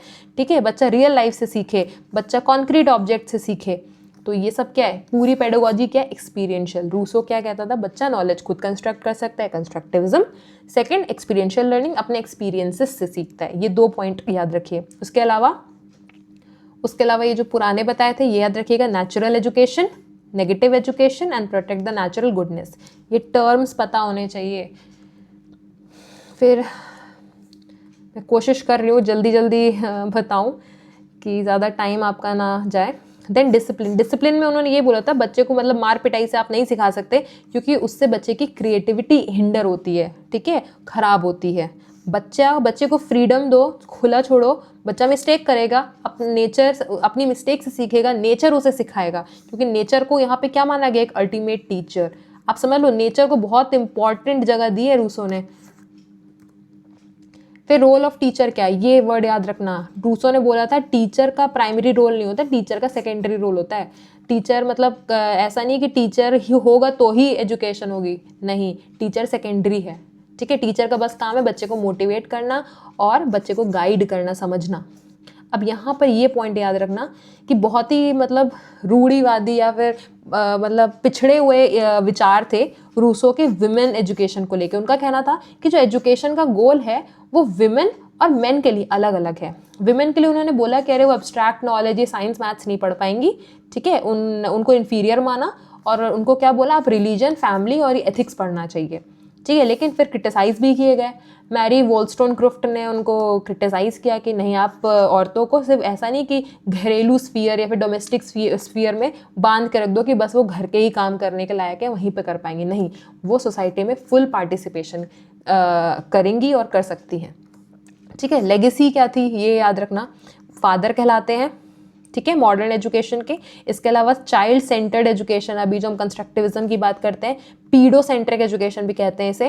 कहीं ना कहीं उसका जो फाउंडेशन बना था, है ना, एक बेस बना था, वो कहाँ से बना था, रूसो के फिलॉसफी से बना था। ठीक, सो आई होप अब आपको अब कोई भी क्वेश्चन रूसो से आएगा तो आप बिल्कुल ब्लैंक नहीं होगे, ब्लैंक नहीं हो जाओगे इस क्वेश्चन को देखकर, कुछ कुछ तो अंदाज़ा लगा लोगे कि उन्होंने क्या बोला था। वो 3 टर्म आपको याद रखने हैं। इसके अलावा एक्सपीरियंशियल लर्निंग को फोकस किया था, बुक कौन सी लिखी थी, उसमें नेचुरल गुडनेस के लिए क्या बोला था, एक अब अलग एजुकेटिव गेस भी लगाना होगा तो लगा लोगे अच्छे से। चलिए जल्दी से क्वेश्चन 8 पढ़ते हैं फिर। Given below are 2 statements, one is labelled as assertion and other is labelled as reason. ठीक है, चलिए रीड करते हैं एक एक करके। असर्शन कह रहा है कि बुद्धिज्म क्या है, एक नास्तिक स्कूल है। बिल्कुल सही बात है नास्तिक स्कूल। रीजन क्या है, आस्तिक नास्तिक, ये जो डिवीजन है वो फेथ के बेसिस पे किया गया है, वेदास पर। मतलब आस्तिक और नास्तिक डिवीजन क्या किया गया, वेदा को कौन मानता है कौन नहीं मानता है, इस बेसिस पे। ये भी बात ठीक है। अब एक बार देखते हैं कि क्या ये रीजन इस असर्शन का ही है कि नहीं है। बुद्धिज्म बोला जा रहा है नास्तिक स्कूल है, हाँ है। और नास्तिक स्कूल क्या होते हैं, जो वेद को नहीं मानते, है ना। और आस्तिक नास्तिक का डिवीजन किस बेसिस पे है, वेद के बेसिस पे। तो बिल्कुल सही बात है, तो ये इसका सही रीजन भी हो गया। सो the correct answer is AR। जो बच्चे पहले से मेरी क्लासेस कर रहे हैं उनके लिए तो ये क्वेश्चन करना बहुत आसान होगा, उनको तो ये स्लाइड बहुत बार दिखी होगी और उन्होंने याद भी कर ली होगी, मुझे विश्वास है। लेकिन अगर आप पहली बार आए हो, इसको ध्यान से सुनो। पेपर 1 एंड पेपर 2 दोनों में आएगा आपके। इंडियन फिलॉसफी जो है आपकी 2 स्कूल्स में बटी है। एक आपका है ऑर्थोडॉक्स स्कूल्स, एक दूसरा आपका है हेट्रोडॉक्स स्कूल। ऑर्थोडॉक्स को आप कहते हो आस्तिक और हेट्रोडॉक्स का दूसरा नाम है नास्तिक। ठीक है, हेट्रोडॉक्स स्कूल क्या होते हैं, वो जो अगर आप देखो वेद हैं, वेदास को मानते हैं, और जो आपके हेट्रोडॉक्स स्कूल्स हैं वो वेदों को नहीं मानते हैं। ठीक, इतना याद रखिए। वेद पे जो आधारित हैं उनको कहते हैं ऑर्थोडॉक्स या आस्तिक, जो नहीं है वो हेट्रोडॉक्स एंड नास्तिक। अब आस्तिक स्कूल कितने हैं आपके, 6 हैं, और हेट्रोडॉक्स वाले कितने हैं, 5 हैं। इनके नाम एक बार देख लेते हैं। जो वेदों पे आधारित हैं, ऑर्थोडॉक्स और आस्तिक हैं, उनका नाम है न्याय फिलॉसफी, वैशेषिका फिलॉसफी, सांख्य या फिर इसी को कहते हैं समख्य, योग, पूर्ण मीमांसा, वेदांत या फिर उत्तर मीमांसा। ठीक है, 5 जो वेदों को नहीं मानते, उस पर आधारित नहीं है। जैन धर्म, बौद्ध धर्म, आजीविका, अज्ञान और चारवाक। इतना अगर आपने याद कर लिया है, आई गारंटी अगर इससे क्वेश्चन आएगा तो आप सही करके आओगे। बहुत ऑर्गेनाइज्ड वे में मैंने आपको दिया है। और जो ये और भी अब फ्यूचर में आपको PYQs कराऊंगे तब भी ये स्लाइड देखना आपको देखने को मिलेगी, क्योंकि आता ही है इतना ज़्यादा एग्जाम में। और जो मतलब रेगुलर क्लासेस कर रहे हैं तो आई रिक्वेस्ट कि आप क्लास में याद करके जाओ ये सब चीज़ें। एग्जाम के एक दिन पहले अगर ये सब याद करोगे तो कुछ नहीं याद रहेगा एग्जाम में। चलिए क्वेश्चन 9 करते हैं। Which of the following are Astik school of Indian philosophy. अभी देखो उसी पे बेस्ड फिर से क्वेश्चन आ गया। आस्तिक स्कूल कौन थे, आपके ऑर्थोडॉक्स स्कूल्स थे। ऑर्थोडॉक्स स्कूल कौन थे, जो वेदास को मानते थे या नहीं मानते थे, मानते थे। तो चलिए देखते हैं कौन है। बुद्धिज्म नहीं है, जैनिज्म नहीं है, समख्य है, न्याय बताइए, सोचिए, है, चारवाक नहीं है। सो करेक्ट आंसर क्या हो गया, C and D। अब कुछ भी यहाँ समझने या ना समझने वाला नहीं था। अगर आपको ये याद था कि कौन किस में आता है तो आंसर कर लोगे, नहीं आता है तो नहीं कर पाओगे, सीधी बात है, कुछ समझने वाला इसमें नहीं है। चलिए आगे करते हैं question 10th। Which of the following Which of the following is not social function of schooling as understood by de-schooling movement। अब de-schooling movement सुनते ही एक इंसान तो आपको याद आ ही गया होगा, इवान इलिच, है ना। ठीक है, अब पूछा जा रहा है कि इतने सारे फंक्शन लिखे, स्कूल ये सारे फंक्शन करता है, इनमें से कौन सा स्कूल का फंक्शन नहीं है। स्कूल का फंक्शन क्या नहीं होता है, जो स्कूल का फंक्शन नहीं होता तब भी वो काम करे तो उसे क्या कहते हैं, वो उसका क्या हो जाता है, लेटेंट फंक्शन कहलाता है कि नहीं कहलाता है। कोई भी 2 तरह के फंक्शन होते हैं किसी चीज़ के, एक होता है लेटेंट, एक होता है मैनिफेस्ट। ठीक है, मैनिफेस्ट वो फंक्शन है कि जो फंक्शन के लिए वो बना था वही फंक्शन। जैसे स्कूल का फंक्शन क्या था, एजुकेशन देना, तो वो उसका मैनिफेस्ट फंक्शन हो गया, वो उसी के लिए बना था, वो कर रहा है।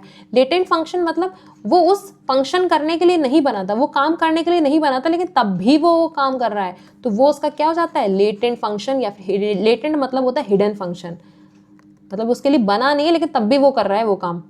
जैसे कि अगर आप देखो, चलिए कस्टोडियल केयर क्या है, मतलब स्कूल में आप बच्चे की देखभाल के लिए थोड़ी भेज रहे हो बच्चे को, लेकिन स्कूल में जब बच्चा जाता है तो उसकी वहाँ देखभाल की जाती है, तो ये उसका लेटेंट फंक्शन हो गया। लेकिन आपसे पूछा जा रहा है कौन सा नहीं है ना, थोड़ा पेज क्लियर करते हैं, बड़ा गंदा हो गया है। आपसे पूछा जा रहा है कौन सा नॉट लेटेंट फंक्शन, कौन सा लेटेंट फंक्शन नहीं है, ये पूछा जा रहा है। तो कस्टोडियल केयर तो है। देखो सोशल रोल सिलेक्शन, अब देखो स्कूल में बहुत सारे बच्चा रोल सीखता है कि जैसे मान लीजिए जेंडर रोल सीख के आ जाता है कि नहीं। मान ली लड़कियों को कैसे रहना है, लड़कों को कैसे रहना है, रंगोली कंपटीशन है तो कौन पार्टिसिपेट कर रहा है, तो लड़कियों के अंदर आ जाता है कि हाँ, क्योंकि टीचर भी आ रही है लड़कियों को ले जा रही है। स्पोर्ट्स वाली बात आई तो लड़के बड़े ज़्यादा आगे आ गए, टीचर खुद ही लड़कों को प्रोत्साहित कर रही है, इनकरेज कर रही है। तो बच्चा क्या कर रहा है, सोसाइटी के रोल्स को भी कहाँ से सीख रहा है, कहाँ से सीख रहा है, स्कूल से सीख रहा है। यानी कि सोशलाइजेशन भी हो रहा है। आपको पता है ना, सोशलाइजेशन की बहुत सारी एजेंसी से, फैमिली से स्टार्ट होता है, स्कूल करता है। तो स्कूल में क्या हो रहा है, बच्चा सोशलाइजेशन हो रहा है, अपने रोल सीख रहा है अलग अलग। ठीक है, तो ये स्कूल का फंक्शन तो नहीं था, स्कूल को ये करने के लिए तो नहीं बनाया गया था, लेकिन तब भी वो कर रहा है, तो ये भी इसका सोशल फंक्शन है। बट पूछ रहा है कौन सा नहीं है। इंडोक्ट्रिनेशन मतलब होता है कि बिना सवाल उठाए, बिना सोचे समझे कोई वैल्यूज़ या फिर रूल्स या फिर नॉर्म्स को मान लेना। अब जैसे मान लीजिए स्कूल में वही रंगोली वाला ही ले लो एग्जाम्पल, कि लड़कियां ही क्यों ज़्यादा पार्टिसिपेट कर रही हैं, लड़के क्यों नहीं कर रहे हैं। नहीं, आपने सवाल नहीं उठाया, कुछ नहीं किया, बस आपने अपना लिया कि हाँ चलो ऐसा ही होता होगा, आपने भी यही, आप भी यही करने लगे मान लीजिए। ठीक है, तो ये क्या है, इंडोक्ट्रिनेशन। बिना किसी मतलब प्रोटेस्ट के या फिर बिना कोई सवाल उठाए, बिना कुछ सोचे, बस जो है उसको एक्सेप्ट कर लिया। तो स्कूल में भी यही होता है ना, टीचर ने जो कह दिया बच्चा मान लेता है, वो सवाल नहीं उठाता ज़्यादातर। तो इंडोक्ट्रिनेशन भी क्या हो गया, लेटेंट फंक्शन। आपसे क्या पूछा है, क्या नहीं, तो सोशल चेंज उसका लेटेंट फंक्शन नहीं है। ठीक है, स्कूल तो इसीलिए बनाया गया है कि आप एजुकेशन लो, फिर समाज में बदलाव लाओ, सोशल चेंज करो, राइट। तो क्या हो गया आपका answer, social change. I hope आपको समझ आया। दो तरह के फंक्शन है, एक आपका लेटेंट है, हिडन फंक्शन, दूसरा आपका मैनिफेस्ट। आपसे पूछा गया था कौन सा लेटेंट फंक्शन नहीं है, तो वो आपने बता दिया। यही चीज़ आपको यहाँ दी गई है। चलिए आगे चलते हैं। इवान इलिच, हाँ, डी स्कूलिंग सोसाइटी से कौन रिलेटेड, इवान इलिच। इस वीडियो में तो नहीं, लेकिन मैं आपको कभी इनकी भी आइडियोलॉजी समझा दूंगी कि मतलब कहना क्या चाहते, एक अंडरस्टैंडिंग बस मैं बनाना चाहती हूँ। देखिए, आपके पास इतना टाइम नहीं होता कि हर चीज़ बहुत डिटेल में पढ़ो, तो आप कोई भी अगर किसी को पढ़ना चाहते हो ना, तो उसकी ना एक आइडियोलॉजी समझ लिया करो, प्लस उस इंसान से रिलेटेड जो इम्पॉर्टेंट टर्म्स है जो उसने यूज़ किए हैं, जो आपको एग्जाम में दिखेंगे, वो कर लिया करो। जैसे मैंने आपके लिए देखो वैसे ही यहाँ पे बनाया है। जो इवान इलिच थे, उन्होंने क्या किया था, उन्होंने डी स्कूलिंग की बात की थी। डी स्कूलिंग का मतलब होता है किसी चीज़ को डी इंस्टीट्यूशनलाइज करना। अब ये इस वर्ड का क्या मतलब है, ये तो समझाने में मुझे बहुत टाइम लगेगा। चलो मैं कोशिश करती हूँ। फॉर एग्जाम्पल, एक स्कूल है, आसान भाषा में समझाती हूँ। एक स्कूल है, ठीक है। अब हमने क्या कर दिया, अगर हमें एजुकेशन चाहिए, हमें शिक्षा चाहिए, तो हमें उसके लिए कहाँ जाना पड़ेगा, स्कूल ही जाना पड़ेगा।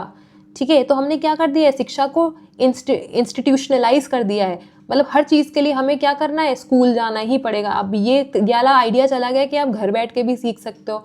हर चीज़ के लिए स्कूल जाना ज़रूरी थोड़ी है कि स्कूल नहीं होगा तो क्या एजुकेशन नहीं होगी, है ना। अब जैसे आप ये आइडिया ले लो कि फॉर एग्जाम्पल कि टीचर नहीं है, बिना टीचर के क्या पढ़ाई नहीं हो सकती, टीचर चाहिए ही चाहिए पढ़ाई के लिए, नहीं।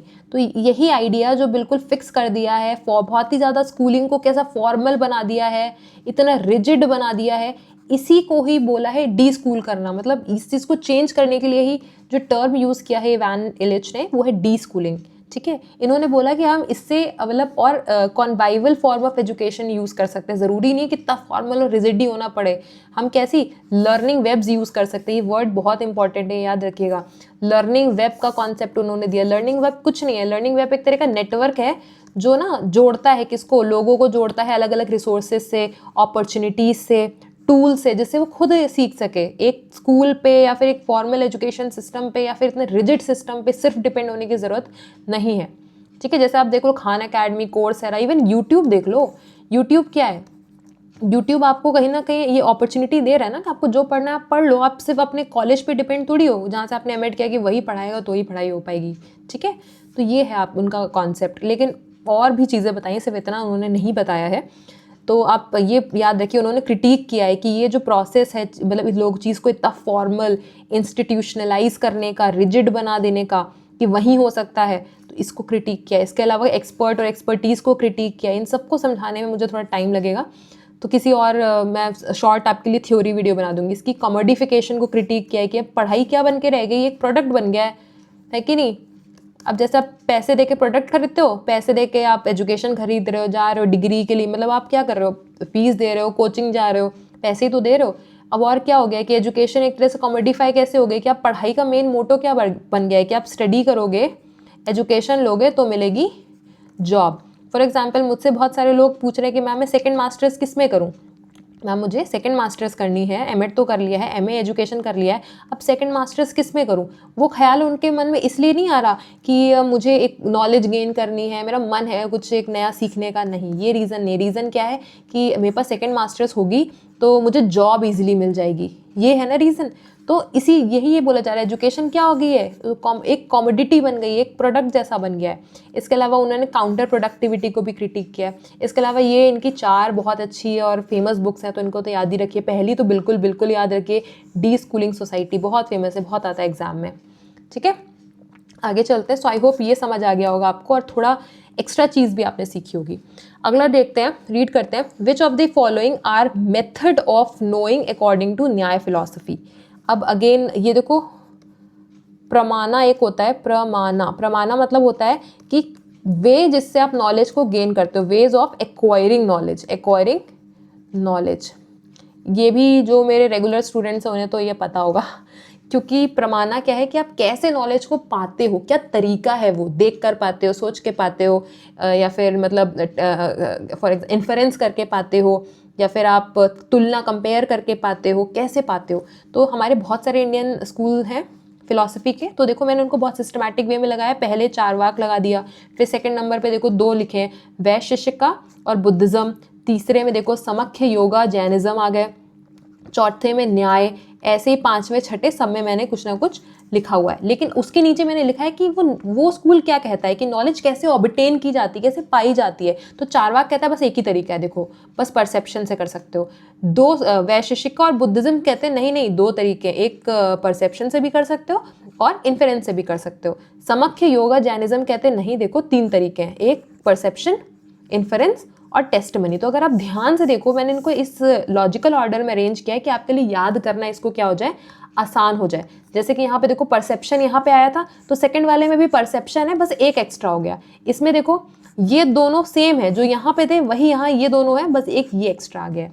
ठीक है, तो चलिए ऐसे आप इसको याद करिएगा, इसमें कुछ अगेन समझाने वाला नहीं है, you have to learn this. और इसको लर्न करोगे पेपर 1 प्लस पेपर 2 दोनों में बेनिफिट आपको मिलेगा, डेफिनेटली मिलेगा, लिख कर ले लो। चलो फिर आपसे न्याय फिलॉसफी का पूछा गया है, तो न्याय फिलॉसफी का क्या क्या है, देखो परसेप्शन, इन्फरेंस। चलो इतना देखते हैं पहले। सो देखिए पहला हाँ पर यार तो है, देखिए फर्स्ट ठीक है, परसेप्शन सही है, इन्फरेंस ठीक है। इसके अलावा और क्या है हमारे पास, सी टेस्टिमनी एंड कंपैरिजन। देखिए टेस्टिमनी एंड कंपैरिजन तो हमें कहीं नहीं दिख रहा, तो right answer will be A B कहाँ है, थर्ड ऑप्शन। सो ऐसे क्वेश्चन तो देखिए आपको बिल्कुल गलत नहीं करने हैं, अदरवाइज आप कंपटीशन से सीधे बाहर हो जाओगे। ये तो इजी क्वेश्चंस हैं। चलिए क्वेश्चन 12 करते हैं, नॉर्मल वाला। इसके बाद फिर 5 पैसेज के क्वेश्चंस हैं, हमें क्रोनोलॉजिकल ऑर्डर में लगाना है। ठीक है, एक ऑर्डर में लगाना है। ठीक है, पहला क्या है, post modernism, transcendentalism, empiricism, analytical philosophy and rationalism. अब देखो मान लो नहीं आता ये क्या है, शायद यही दोनों आपके लिए नए टर्म होंगे, बाकी तो आते ही होंगे। लेकिन आंसर बहुत आसान है इसका, आप कोशिश करो पॉज करके आंसर देने की। देखो पोस्ट मॉडर्निज्म, अभी मैंने आपको बताया कि अभी क्या चल रहा है, पोस्ट मॉडर्निज्म चल रहा है, मीडिया का इन्फ्लुएंस है, एक यूनिवर्सल ट्रूथ नहीं है, बहुत प्लूरल है। मैंने बोला ना ये अभी चल रहा है, तो सबसे लेटेस्ट क्या हो जाएगा, ए। तो जहाँ पे भी ए लास्ट में आ रहा है that will be your answer. ये देखो लास्ट में आ रहा है, सो आंसर इज 4th। ठीक है, लेकिन फिर भी इनका ऑर्डर आप देख लो, और ये जो 2 नए टर्म आए हैं इनका मतलब भी एक बार देख लेते हैं। ठीक है, सबसे पहले रैशनलिज्म देखते हैं। रैशनलिज्म आपने थोड़ा आइडिया होगा आपको कि ये रीज़न और लॉजिक को वैल्यू देता है। वो कहता है नॉलेज कैसे बनती है, रीजनिंग से और लॉजिक से। एम्पिरिसिज्म भी इसका जस्ट अपोजिट, वो ये कहता है नहीं ये हम कैसे नॉलेज गेन करते हैं, कंस्ट्रक्ट करते हैं, सेंसरी एक्सपीरियंसेस से। मतलब आप सेंसेस, अपने आंखों नाक से डेटा कलेक्ट करते हैं, जो देख रहे हैं उससे हमारा क्या है, नॉलेज कंस्ट्रक्ट हो रही है। इनके इंपॉर्टेंट लोग भी देख, रेने डेकार्टे हो गया, लेबिनिज हो गया, स्पिनोजा हो गए। वैसे एम्पेरिसिज्म के देखिए जॉन लॉके, बर्कले और डेविड ह्यूम हो गए। ठीक है, थोड़ा थोड़ा आइडिया होना चाहिए कि कौन किस फील्ड से एग्जिस्ट करता है, और ये मोस्ट इंपॉर्टेंट ही मैंने आपके लिए यहाँ लिखे।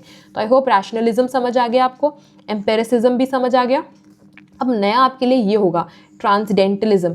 ट्रांसडेंटलिज्म कहता है कि रीज़न से हम लोग नहीं सीखते हैं, उन्होंने बोला जो इंट्यूशन है, मतलब आपको अंदर से लग जाता है कि ऐसा ही होगा। आप कहते हैं ना कभी कभी इंट्यूशन हो रहा है, जैसे कि कुछ अच्छा होने वाला है तो कहते हो अंदर से लग रहा है कुछ अच्छा होने वाला है, कुछ बुरा होने वाला है, इंट्यूशन इसी को तो कहते हैं।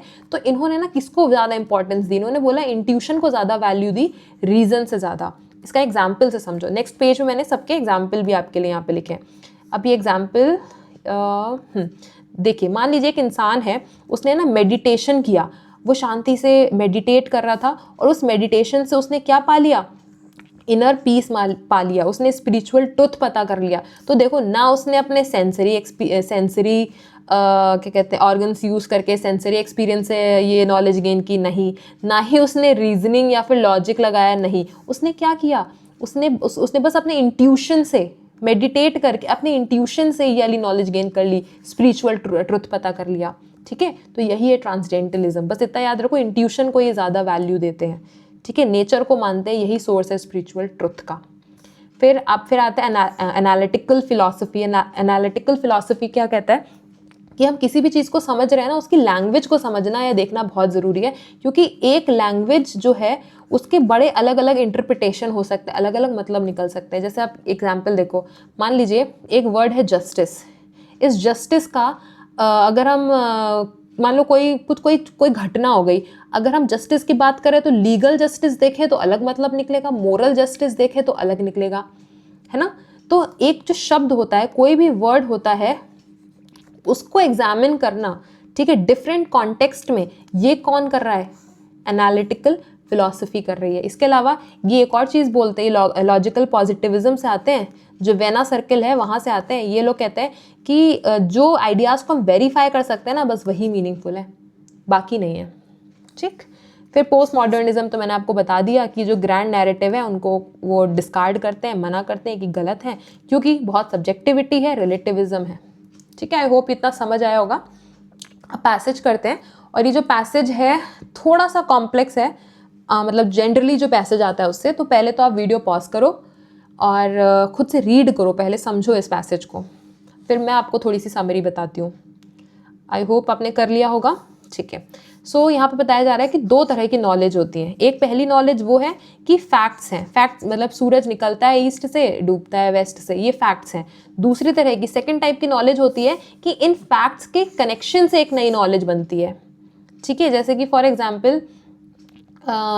एग्जाम्पल एक पहाड़ है, उससे ऐसे से करके आग निकल रही है, ठीक है, स्मोक निकल रही है फॉर एग्जाम्पल।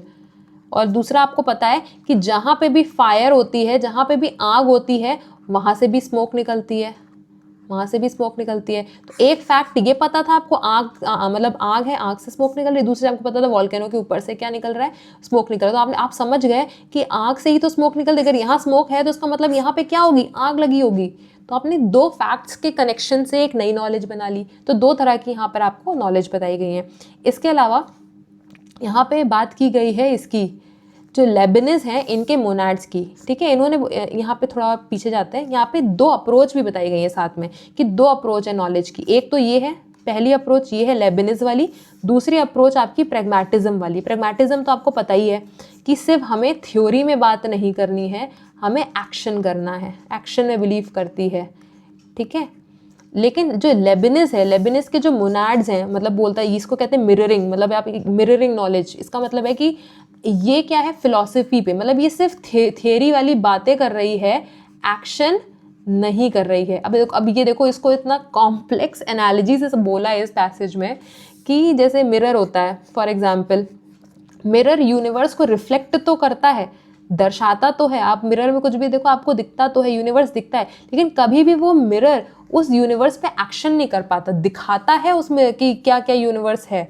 जैसे मान लीजिए मिरर है, मतलब इससे ज़्यादा आसान मैं नहीं बता पाऊंगी, बहुत मैंने मतलब ओवर सिंप्लीफाई कर दिया है इसको। मिरर है, मिरर में आपको दिख रहा है, जो भी इसके सामने आएगा वो दिखाएगा, वो यूनिवर्स को दिखा रहा है कि क्या हो रहा है यूनिवर्स में, लेकिन क्या ये मिरर जो है ये इंटरेक्ट कर पा रहा है इस यूनिवर्स से? नहीं कर पा रहा।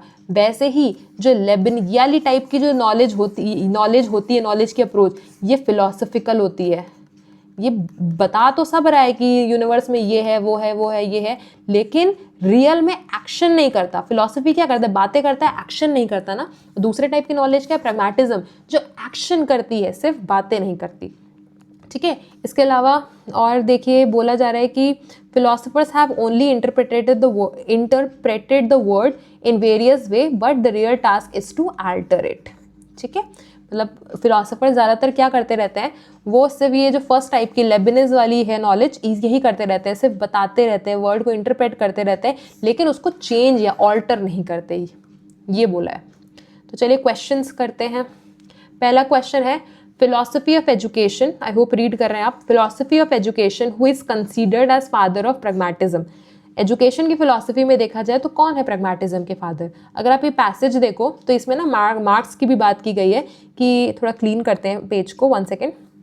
मार्क्स की भी बात की गई है, आप देखो ये रहा।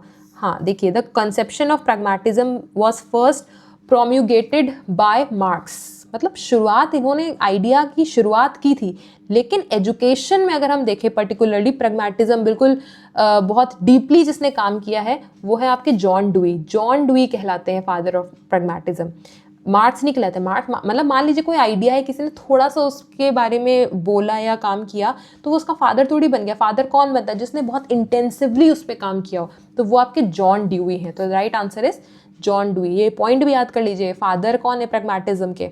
John dewy. अगला देखिए, मैं बोल रही हूँ ना क्वेश्चंस थोड़े से टिपिकल हैं। Philosophers have only interpreted the word in various way. This sentence is closely sounds akin to, मतलब जो फिलोसफर्स है उन्होंने वर्ड को इंटरप्रेट किया है अलग अलग वेज में। अभी कौन सा यहाँ पे स्टेटमेंट है जो लगभग ऐसा ही है? पहला है सत्यमेव जयते, बिल्कुल भी नहीं है। एकम सत्य मतलब एक ही ट्रुथ है, बहुधा मतलब वेरियस, वदती मतलब एक्सप्रेस। तो देखिए यही मोस्ट क्लोजेस्ट स्टेटमेंट है जो ऊपर वाले आइडिया से मैच कर रहा है। एकम सत्य, एक सत्य है, बहुधा मीन्स होता है वेरियस, जिसको वेरियस तरीके से एक्सप्रेस कर रहे हैं। ठीक है, सो आई होप ये समझ आ गया होगा। मैंने ये चीज़ें यहाँ लिख भी दी है, बट वही चीज़ है, सेम क्वेश्चन तो नहीं आएगा, बट आपको मैं ये दिखाना चाह रही हूँ कि ऐसे कॉम्प्लेक्स भी आपके पैसेज आ जाते हैं। ठीक है, और कॉम्प्लेक्स और पैसेज बहुत स्कोरिंग पार्ट होता है। अगर ऐसे कॉम्प्लेक्स पैसेज आ गए तो आपको थोड़ा पैसेज को टाइम देना पड़ेगा। ठीक है, क्योंकि आंसर कहीं ना कहीं छुपे तो आपके पैसेज में होते हैं, लेकिन बट आप समझ रहे हैं कि ऐसा भी ना कर दीजिए कि आपने इतना टाइम पैसेज में लगा दिया कि आपने बाकी क्वेश्चन सोच दिए कर लिए, या फिर आप घर से सोच के गए थे कि अरे पैसेज का तो मैं करके ही आऊँगा। तो आपको टाइम मैनेज करना पड़ेगा। पैसेज कैसा भी आ सकता है, ईजी भी एंड डिफिकल्ट भी, लेकिन वही चीज़ है, जैसा भी आएगा सबके लिए आएगा। Leibniz monads know the universe as, देखिए क्या है ऑप्शन, देखिए क्या है, रिफ्लेक्ट, इमेज, मिरर, एनालिसिस। अभी मैंने आपको बताया था mirror, so the right answer is mirror. ठीक है, आगे चलते हैं, 1 सेकेंड, आगे चलते हैं। Second last question, according to the paragraph the real aim of knowledge is, knowledge का रियल एम क्या है? अभी लास्ट में मैंने बताया था एल्टर करना, वर्ड को क्या करना, ऑल्टर करना, चेंज करना, दुनिया को बदलना, ये है मेन काम नॉलेज का। आखिरी देखते हैं, देयर इज, ये वही एग्जाम्पल जो मैंने दिया था, there is smoke on a hill, एक हिल है, वहाँ पे आपको ऐसे ऐसे करके स्मोक नजर आ रही है, there must be a fire, और आप कह रहे हो जरूर वहाँ पे क्या लगी होगी। अगर आपने स्मोक देखा, आपने बोला यहाँ पे जरूर फायर लगी होगी, तो ये किस तरह की नॉलेज है? फैक्ट की नॉलेज है, रियलिटी है, ट्रुथ है, या जनरल कनेक्शन है? ऑब्वियसली जनरल कनेक्शन है। आपको पता है कि जहाँ भी फायर होती है वहाँ स्मोक होती है, और आपने जैसे ही देखा वहाँ स्मोक है तो आपने इसको कैसे एसोसिएट किया, सोचा यहाँ फायर होगी, तो कनेक्शन बना लिया ना नॉलेज के बीच में। The right answer is 17th। So I hope आज का सेशन आपको अच्छा लगा होगा। थोड़ा आई नो लेंदी है, लेकिन हमने 2 बहुत इंपॉर्टेंट थ्योरीज की हैं, एक तरह से कंटेंट या बोलूँ मतलब हाँ थ्योरी की है, पोस्ट मॉडर्निज्म की है, एंड प्लस मैंने आपको थोड़ा सा बताया है रूसो के बारे में। ठीक है, एक अंडरस्टैंडिंग बनाने की कोशिश की। इनसे एसोसिएटेड जो टर्म्स हैं उनको ज़रूर याद रखिएगा आप लोग। एंड सॉरी आज थोड़ी एनर्जी कम रही होगी एंड थोड़ा गला ख़राब है और लिटरली अब तो 3 बज गया होगा सेशन ख़त्म करते करते। वीडियो अच्छा लगा हो तो प्लीज़ लाइक कर दीजिएगा एंड कमेंट करिएगा अगर कोई क्वेरी हो, और कैसा लगा सेशन ज़रूर बताइएगा, शेयर करिएगा उनके साथ जिसको इसकी ज़रूरत है। एंड PDF तो आपको पता ही है आपको मिल जाएगी कहाँ पर, ऑन दी टेलीग्राम चैनल, वहाँ सर्च करिए शिक्षा विद स्नेहिल, आपको वहाँ पे टेलीग्राम पे मिल जाएगी। Thank you everybody, take care and अभी से पढ़ते रहिए, ये जो याद करने वाली चीज़ है करते जाइए। Thank you.